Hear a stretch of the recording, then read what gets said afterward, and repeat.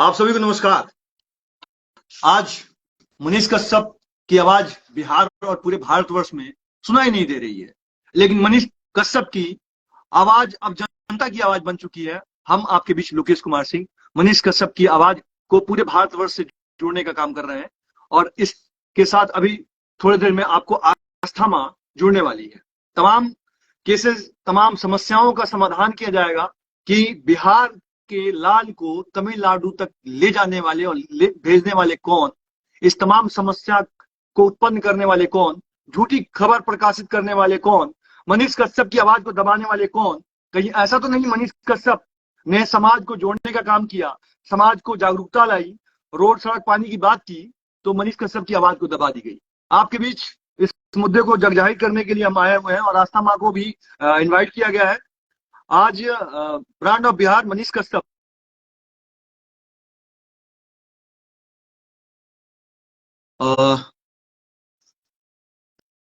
तमाम केसेस एवं तमाम जो राजनीतिक पटल से हट के देखा जाए तो समस्या का जो गुब्बारा जो है इस प्रकार से है कि बिहार से निकलकर तमिलनाडु तक चली गई। आप इसको किस प्रकार से देखते हैं, उस चीज को अब जाहिर किया जाएगा और इस तमाम समस्याओं का जड़ से जो है खोदने की जरूरत है, क्योंकि समस्या पैदा ना हो।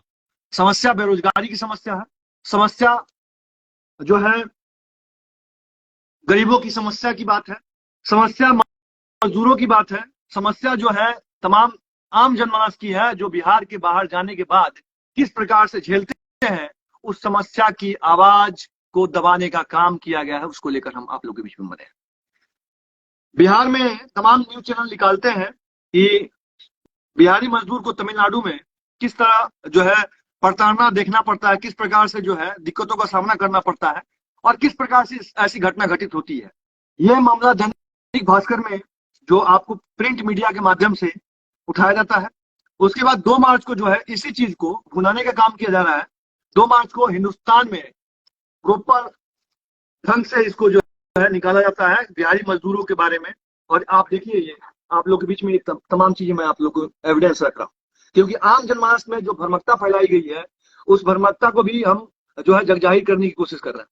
इसमें लिखा गया है, बर्बर तमिलनाडु में हिंदी भाषी मजदूरों पर कातिलाना हमले, स्थानीय लोग चाकू कुल्हाड़ी से कर रहे हैं तबतोड़ बात।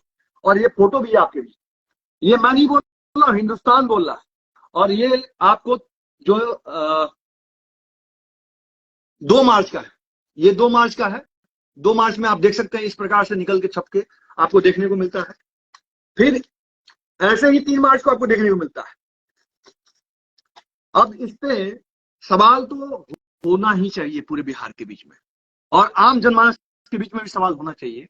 और इस सवाल को पूरे जनमानस जो है पटल दर पटल जो है देख रही है और जनमानस खड़ी है।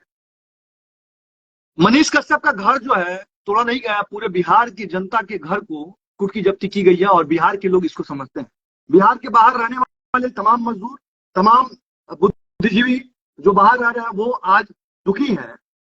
बहुत अपने आप को जो है संविधान पे भरोसा करने वाले भी अपने आप को कह रहे हैं कि कहीं ना ऐसा ना हो कि ये जो है अपने पद का दुरुपयोग करके लोकतांत्रिक व्यवस्था को भी, ढांचा को जो है एक तरह से दबाने का केस कराया गया है। ये लोग समझ रहे हैं। क्या आवाज आपको सुनाई दे रहा है कि बिहार में गरीबी है कि नहीं है? बिहार में मजदूरी जो करने बिहारी जो है मजदूरी करने जाते हैं कि नहीं? बिहार जो है इस प्रकार जो डेवलपमेंट की धरती हुआ करती थी वो आज जो है असहाय और मजबूर और लाचार दिखाई नहीं देती है। 9 लाख के करीब तमिलनाडु में बिहार के मजदूर काम करते हैं, 1.5 लाख के करीब गुजरात में काम करते हैं, 1.5 लाख के करीब जो है आसाम में जो है बिहारी मजदूर काम करते हैं। और आपको दिल्ली में 6 आदमी पर 1 आदमी बिहार का मिलेगा। तो आप समझ सकते हैं दिल्ली में 6 आदमी में 1 आदमी बिहार का मिलेगा। मुंबई में भी जो है कम से कम 1.5 से 2 लाख लोग बिहार में के लोग वहां पे जाके काम करते हैं। पहले इसी बिहार में पूरे भारत का 60% चीनी मिल बिहार में हुआ करता था। आज जो है बिहार के 80%, 100% चीनी मिल से 80% चीनी मिल कबाड़ में तब्दील है, जहां पे हजारों लोगों को रोजगार जो है सृजन होता था वो इस प्रकार से कट गया कि जिसकी आप कल्पना तक नहीं कर सकते। मैं राजनीतिक पटल से हट के इस बात को उठा रहा हूँ। कोविड में मनीष कश्यप हर गरीब के साथ खड़े थे, हर पुलिस वाले के साथ खड़े थे। क्या उस मनीष कश्यप पर इस प्रकार से एफआईआर करके और चारों तरफ इस प्रकार से भ्रमकता समाज में फैलाना क्या गलत था कि नहीं था?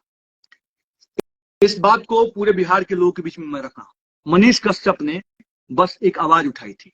मनीष कश्यप ने ये आवाज जो है छठ के समय में बिहारी मजदूर किस प्रकार से टेबल करते हैं, बिहार की आम जनमानस जो है बाहर में रोजगार के लिए आके काम करता है, जब छठ का पर्व जो है पावन पर्व जो है उस पर्व में वापस जाता है तो जिस बोगी में 60 लोगों की जगह होती है बैठने की, उस बोगी में 600 लोग ठूस ठूस के जाते हैं। अब आप बताइए इस आवाज को किस प्रकार से तोड़ मोड़ को इसको पेश किया गया। यहां से भी पेट नहीं भरा दिल आपको बिहार से, तो तमिलनाडु तक कॉल करके मैं ये बोल रहा हूं बताया गया और केस कराया गया। बिहार में जिसमें रिमांड होता है उसी चीज को लेकर सेम धारा पर तमिलनाडु में 6 जगह केस दर्ज हो जाता है। और ये अब किस प्रकार से आप समझ सकते हैं कि मनीष कश्यप को डिटेन किया गया है कि मनीष कश्यप कम से कम साल भर इस केस को लेकर तमाम जगह फंसे रहे। लेकिन आम जनमानस सब कुछ समझती है। मनीष कश्यप स्टील का चम्मच लेकर पैदा हुए हैं और आम जनमानस जो बिहार की है वो स्टील के चम्मच लेकर ही पैदा करती है, क्योंकि जानती है कि बिहार में पैदा होगा तो हर बच्चा संघर्ष करके ही आगे बढ़ेगा। कुछ लोग चांदी के चम्मच लेकर पैदा हुए हैं, उनको लगता है कि हमारे बाबूजी भी चांदी के चम्मच लेके पैदा नहीं हुए थे, उन्होंने चांदी के चम्मच ला दिया तो हम भी चांदी के चम्मच लेके पैदा हुए हैं, हम किसी को फंसा देंगे, किसी को दबा देंगे। और यहाँ तक पेट नहीं भरा तो तमाम लोगों को दबाने का काम किया गया। मेरे साथ जुड़ चुकी है आस्था माँ। नमस्कार, जय महाकाल। हर हर महादेव, वंदे मातरम, भारत माता की जय। आस्था माँ, आप मनीष कश्यप के केस को शुरू से देख रही हैं और मनीष कश्यप को जो जिस प्रकार से केस में फंसाया गया इस पे आप क्या कहना चाहेंगी? देखिए भैया, जहां तक देखने की बात है, मनीष कश्यप एक बहुत ही सच्चा इंसान है जिसको मैं अपने भगत सिंह की तरह देखती हूँ, जिसने सत्य का साथ दिया और सच की आवाज उठाई। कम से कम इसलिए कि मेरे बिहार का बच्चा मेरे बिहार की मातृशक्ति सब लोग सुखी रहे, अच्छे से रहे, स्वस्थ रहे, जिस वजह से उस बच्चे को टारगेट किया गया। मैं मनीष को जानती नहीं हूं पर मैं उसको बहुत टाइम से फॉलो करती हूँ और मैं लाइक करती हूँ अपने ऐसे बच्चे को। जो भारत में बहुत कम ऐसे बच्चे होते हैं जो बिल्कुल सत्य पढ़ा लिखा बच्चा है। वो कोई इन मंत्रियों की तरह 8वीं 9वीं फेल बच्चा नहीं है, वो पढ़ा लिखा बच्चा। उसको पता है कि सच क्या है, झूठ क्या है, अच्छा क्या है, बुरा क्या है। उसकी गलती ये रही कि उसने सबको सच बताने की कोशिश करी और सच दिखाने की कोशिश करी, जिस वजह से आज वो बच्चा टारगेट हो गया, आज इनके हत्थे चढ़ गया वो बच्चा। आस्था माँ, नीता अंबानी जी मनीष कश्यप के लिए ट्वीट करती है, बहुत आहत होती हैं, वो ट्वीट करती हैं। सोनू निगम भी ट्वीट करते हैं और यहाँ तक कि उत्तर प्रदेश के जाने माने सीएम आदरणीय योगी आदित्यनाथ जी भी इस बारे को लेकर अपने विधानसभा क्षेत्र में आवाज को उठाते हैं और मनीष कश्यप के बारे में बोलते हैं। इसको आप किस प्रकार से देखती हैं? क्या मनीष कश्यप के लिए आम जनमानस में जो प्रेम है, उसके कार्य करने का जो तरीका है, उससे जो लोग सीख ले रहे हैं, उस पर आप क्या कहिएगा? देखिए भैया, मनीष के लिए आज लोगों की आंखों में पानी है। आज मनीष के लिए हर इंसान भगवान से सुबह उठते ही प्रार्थना करता है, रात को सोते प्रार्थना करता है, यज्ञ चल रहे हैं, हवन चल रहे हैं। ये कोई मामूली इंसान नहीं है मनीष कश्यप। इसने कुछ किया है। जो इंसान कुछ करता है उसी के लिए दुनिया कुछ करती है, अदरवाइज कोई किसी के लिए कुछ नहीं करता। आज मनीष के लिए बिहार का क्या, पूरे भारत का बच्चा ये बात बोल रहा है कि मनीष बेकसूर है, मनीष को तुरंत रिहा किया जाए। और मनीष की ये अच्छाइयां हैं, ये मनीष का अच्छा कर्म है जो मनीष ने किया है। आज वो दुनिया उसके बदले में मनीष के समर्थन में खड़ी है। मैं बता दूं भैया, मनीष सत्य पर शांत हो सकता है पर सत्य पराजित नहीं हो सकता। मैं नमन करती हूँ ऐसी कोख को जिस मां ने ऐसे शेर को पैदा किया है। ये ऐसी भी मां बहुत कम भारत में होती है। ये आपने जो लाइन लास्ट में बोली, बहुत ऐसी बिहार की मां है जो मनीष के सबके लिए रो रही है। इसके बारे में तमाम लोग जो है अपनी जो भावनाएं हैं सोशल साइट पे रख रही हैं। आप भी, मुझे लग रहा है कि थोड़ी आप जो है भावुकता दिखाई दे रही है, आपकी आंखों में आंसू दिखाई दे रहा है। क्या आप उत्तर प्रदेश से हैं और आप उत्तर प्रदेश से होकर मनीष कश्यप से जुड़ने का क्या कारण है?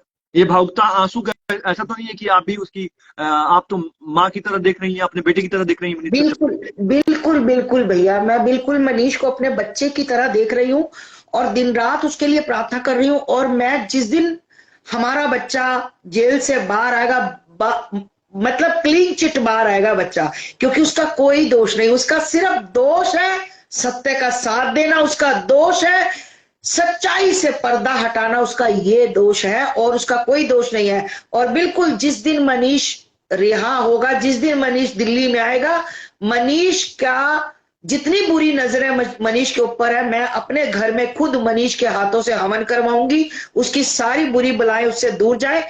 और मनीष, सच कह रही हूं, मैं फिर से कहती हूं कि ऐसे बच्चे घर घर में पैदा होने चाहिए मनीष जैसे। और भारत जो सोने की चिड़िया कभी बोलते थे ना, सच में भारत सोने की चिड़िया बन जाएगा अगर मनीष जैसे बच्चे घर घर में पैदा होने शुरू हो गए। आस्था माँ, आपसे एक और सवाल पूछूंगा। क्या मनीष को लेकर ये तमाम जो एफआईआर जो जिस प्रकार से फंसाने का काम किया, बहुत भावुक हो गई हैं आप, मुझे भी दिखाई दे रहा है। जो मनीष को एफआईआर होता है, यहाँ पे 14 दिन की रिमांड में पूछताछ होती है, फिर सेम जो है तमिलनाडु में उसी प्रकार से केस होता है, लेकिन बिहार के केस के बाद केस होता है, समझिएगा थोड़ा मैम।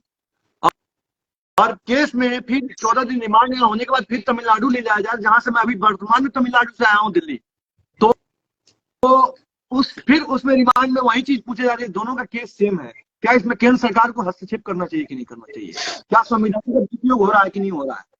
पहली बात तो बिहार से तमिलनाडु लेकर जाने का कोई मतलब ही नहीं बनता जी। वहां पर लेकर क्यों गया गया? वहां की पहली बात तो मुझे लगता है कि भाषा समझ नहीं आती हमें वहां की।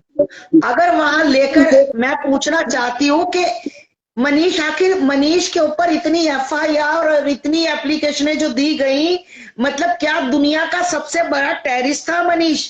क्या था? क्या किसी की बहन बेटी के साथ बलात्कार कर लिया था? मैं तो भैया ये भी कहती हूँ कि महाकाल का शुक्र है इन्होंने चंद पैसों में, इन पार्टियों ने चंद पैसों में कोई लड़की हायर नहीं कर ली कि जिसने मनीष के ऊपर झूठा इल्जाम लगवा दिया हो कि मनीष ने मेरे साथ ये छेड़खानी की या गलत किया। मैं तो महाकाल का शुक्र मनाती हूँ। ये लोग कहीं तक भी जा सकते हैं। और मैं बता दूं कि मनीष एक दिन क्लीन चिट बाहर आएगा और उतनी इज्जत के साथ ही लोग उससे प्यार करेंगे। और ज्यादा मैं कहती हूं, मनीष और ज्यादा इज्जत लेगा लोगों से। इनकी वजह से लोग और प्यार करने लग गए हैं मनीष कश्यप एक शब्द बोलते हैं कि मैं 40 लाख रोजगार दे सकता हूं बिहारियों को। और मैं आपको इस बारे में भी जिक्र कर देता हूं, बिहार में मनीष कश्यप 2020 में चुनाव लड़ते हैं। चुनाव लड़ने के बाद 9,000 वोट, 9,500 करीब उनको वोट मिलता है। वोट में तीसरा स्थान पर रहते हैं निर्दलीय मनीष कश्यप जो है। उसके बाद माइक लेके उतरते हैं, समाज की आवाज बनते हैं और करप्शन पे तथा तमाम समस्याओं पे लगातार 20 में जब कोविड काल आता है तो आम जनमानस के साथ खड़े होते हैं। फिर वो आवाज उठाते हैं, हॉस्पिटल की व्यवस्था को लेकर उठाते हैं, एम्बुलेंस की व्यवस्था को लेकर उठाते हैं और तमाम रोड सड़क पानी की आवाज उठाते हैं। आम जनमानस की जो समस्या, मूलभूत समस्या है, उस पर उठाते हैं। ये समस्या तो ऐसा नहीं होगा कि मनीष के माथे पे ही ये जो तमाम लोग उससे दुखी होकर जिनके करप्शन का पेट भरना बंद हो गया था, वो इस प्रकार से डिटेन करने का काम किया। इस पे आपका क्या कहना है? मनीष, वो कहते हैं ना कि पानी में रहकर मगरमच्छ से वैर, है ना? वो चाहता था समाज को सुधारना। मतलब बिहार को, हम तो बिहार को जानते नहीं थे। मैं तो बिहार को नहीं जानती थी, बिहार क्या है कैसा है। पर मनीष की वजह से आज बिहार का नाम पूरे भारत में लिया जा रहा है।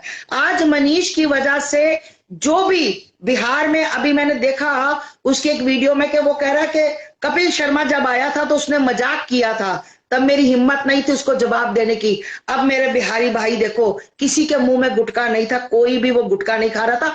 तो ये मनीष सुधार ही कर रहा था, कोई उसने गलत तो नहीं किया था। पर मैं आपको बता दूं, इनके अंदर मनीष का एक खौफ बैठ चुका है, डर बैठ चुका है। कहीं ना कहीं ये डर गए हैं कि कल को मनीष कुछ ये ना हो कि जैसे मनीष ने बोला था ठीक है, बच्चे ने गुस्से में बोल दिया कि मैं सरकार पलट दूंगा, मेरे साथ ऐसा हुआ तो मैं, जी ठीक है, गुस्से में हम भी कभी कुछ बोल जाते हैं। इसका मतलब ये नहीं था। मनीष उनका छोटा भाई था, तेजस्वी जी उसको बुलाते, उसको प्यार से बैठाते, उसको पूछते कि बता बेटा भाई मेरे, तेरे मेरे साथ क्या बात है। बात बैठकर भी हो सकती थी। उन्होंने सिर्फ और सिर्फ मनीष से दुश्मनी निकाली, टारगेट किया मनीष को, मनीष के ऊपर झूठी एफआईआर हुई। मनीष का कोई मुद्दा ही नहीं है, इन लोगों ने मुद्दा कैसे बना दिया, मुझे यही समझ नहीं आ रहा। ये तो आप भी देख रही हैं कि मुद्दा कैसे बनाया गया है। एक ही जगह पे एफआईआर होती है 3 बार, और एक झूठा एफआईआर के बारे में भी मैं जिक्र कर देता हूं, जिसकी कागज मेरे पास ऑलरेडी पहले पड़ी हुई है। वो एफआईआर कोई बद्दुआ, गलत व्यक्ति, इनको बद्दुआ लगेगी, इनको मनीष की मम्मी की बद्दुआ लगेगी, हम जैसी माओ की बद्दुआ लगेगी, मनीष की बहन जैसी भारत की इतनी बच्चियों की बद्दुआ लगेगी, बद्दुआ। मैं आज मुंह से कह रही हूं, मैं सच में दिल से कह रही हूं कि मनीष के गलत साथ गलत करने वालों, तुम्हें बद्दुआ ना लगे, मेरा नाम बदल देना। मैं बता रही हूं भैया, आज हर माँ के आंख में आंसू हैं। अगर मनीष ने गलत किया होता तो शायद हम आवाज नहीं उठाते, पर मनीष सत्य था, इसलिए भारत का बच्चा बच्चा, बिहार का बच्चा बच्चा, बिहार की हर बेटी बहन माँ मनीष के लिए आंखों में आंसू लेकर मन्नतें मांग रही है, मिन्नतें कर रही है। हम अब भी कहते हैं कि अगर आपका भाई था, आपका बच्चा था तेजस्वी जी, अगर कोई उससे गलती होगी हम माफी मांगते हैं, पर इस तरह दुर्व्यवहार नहीं करना चाहिए था कि उसको कपड़ा बांध देना, उसके हथकड़ियां लगा देनी। अरे जब उसने खुद जाकर अपने आप को सिलेंडर कर दिया, तो उसके बाद आप क्या दिखाना चाहते हो कि कोई भी किसी भी सरकार के लिए आवाज उठाएगा तो उसको इस तरह से किया जाएगा टारगेट। आस्था में जो आपने कपड़े की जिक्र की तो मुझे याद आ गया। एक्चुअली क्या है कि बिहार में रोजगार को कपड़ा उड़ा दिया गया है, बिहार में शिक्षा को जो है कपड़ा उड़ा के ढक दिया गया है, और कानून व्यवस्था को भी किस प्रकार से ढकने की काम की जा रही है।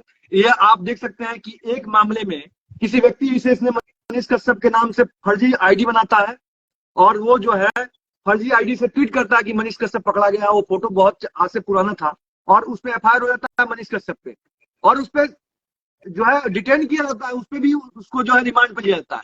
और मनीष कश्यप चिल्ला चिल्ला कहता है कि मेरी आईडी नहीं है,